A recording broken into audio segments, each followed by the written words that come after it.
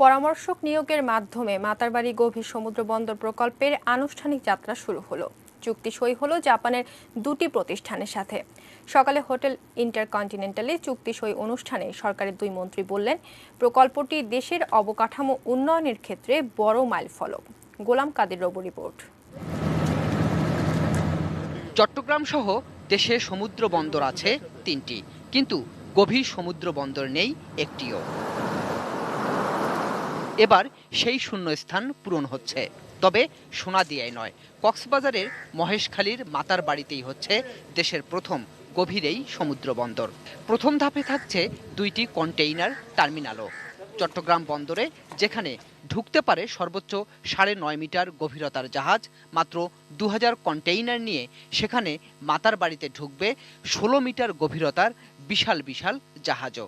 এক একটিতে থাকবে 20 ফুট করে লম্বা 8000 কন্টেইনার। বন্দর নির্মাণের বেশিরভাগ টাকা দিচ্ছে জাপান।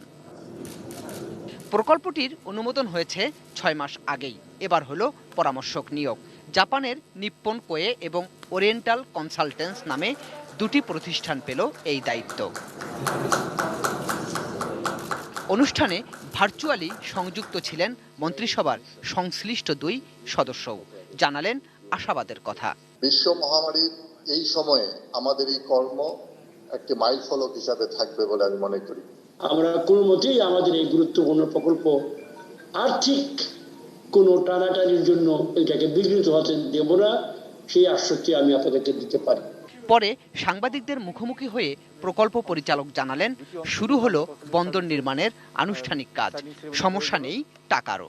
এখন থেকে পুরোদমে কাজ হচ্ছে। পরামর্শকরা ডিজাইন করবেন, অন্যান্য কার্যক্রম করবেন, আমরা টেন্ডার ডকুমেন্ট করব। একটা বোর্ড করার জন্য যে সমস্ত প্রাথমিক কাজগুলো ডিজাইনের, সেই কাজগুলো পরামর্শকরা করবেন। প্রকল্পটি বাস্তবায়ন করছে চট্টগ্রাম বন্দর কর্তৃপক্ষ।